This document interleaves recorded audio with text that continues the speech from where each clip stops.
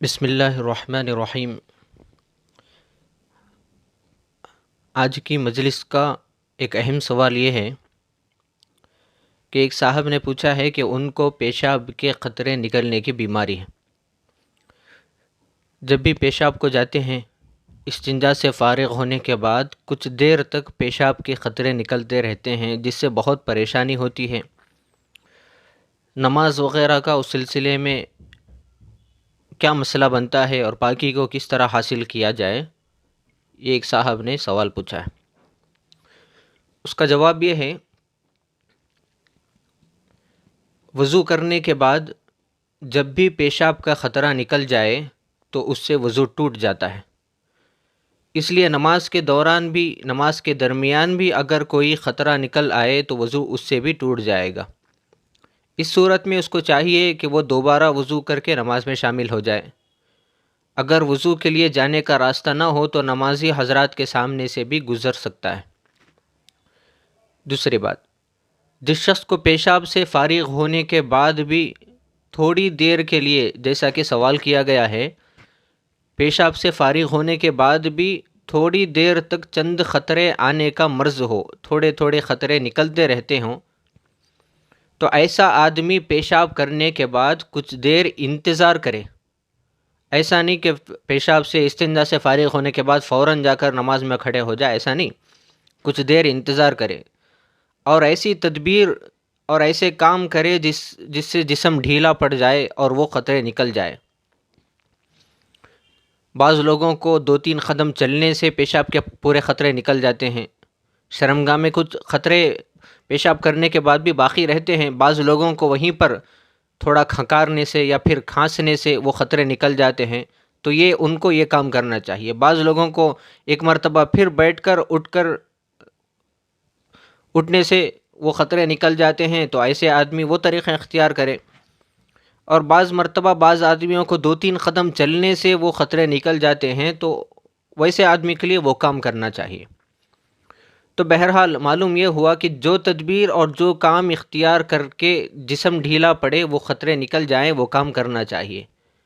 کچھ دیر کے بعد پھر وضو کرے، اور ہونا یہ چاہیے کہ نماز سے اتنی دیر پہلے پیشاب کر لیا کرے کہ نماز تک وہ باقی خطرے بھی نکل جائیں اور وضو کر کے جماعت میں آسانی سے شامل ہو جائے۔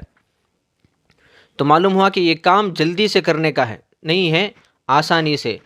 نماز کا وقت قریب آ گیا ہے تو پہلے استنجا کو نہ جائے، پہلے نماز پڑھ لے۔ اگر استنجا سے فارغ ہونا ضروری تھا تو استنجا جائے، نماز میں تھوڑی تاخیر کر لے۔ تو خلاصہ کلام یہ ہے کہ نماز سے بہت دیر پہلے، کچھ دیر پہلے آدمی پیشاب سے فارغ ہو جائے۔ فارغ ہونے کے بعد جس طرح پیشاب کے خطرے نکال سکتا ہے، نکل جائیں گے۔ تیسری بات، جس شخص کو پیشاب کے خطرے کثرت سے آتے ہوں تو اس کی 2 صورتیں ہیں، اور بعض آدمیوں کو پیشاب کے خطرے نکلتے ہیں، بہت لمبی دیر تک کے لیے نکلتے ہیں۔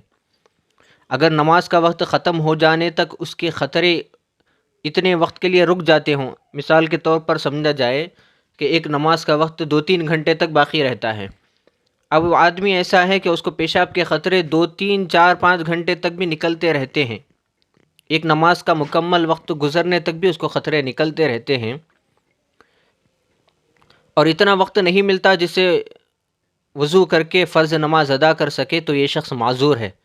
شریعت میں اس شخص کو معذور قرار دیا جائے گا، اور معذور کا حکم یہ ہے کہ وہ نماز کا وقت داخل ہو جانے کے بعد، جیسے ہی نماز کا وقت شروع ہو جائے، ایک بار وضو کر لے، پھر اس وضو کے ذریعے جتنی چاہے عبادتیں کر سکتا ہے، نوافل پڑھ سکتا ہے، نمازیں پڑھ سکتا ہے، سب جائز ہے۔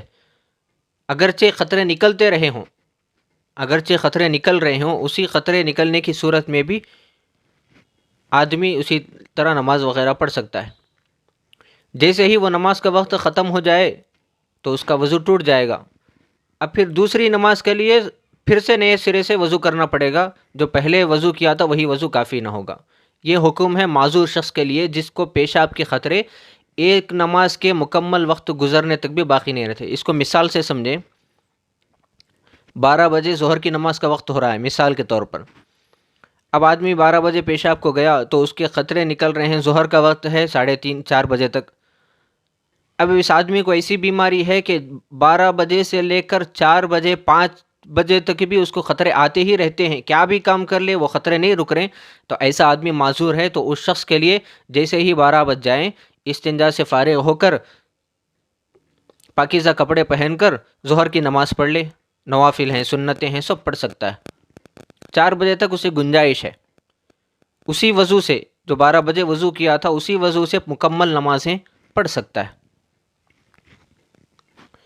اب جیسے ہی 4 بج جائیں گے تو پرانا وضو ختم ہو جائے گا جو 12 بجے کیا تھا، پھر عصر کی نماز کے لیے دوبارہ وضو کرنا پڑے گا۔ یہ اس شخص کے لیے حکم ہے جس کو خطرے لگاتار آ رہے ہوں،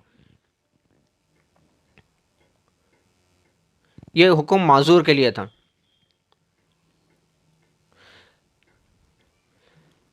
اب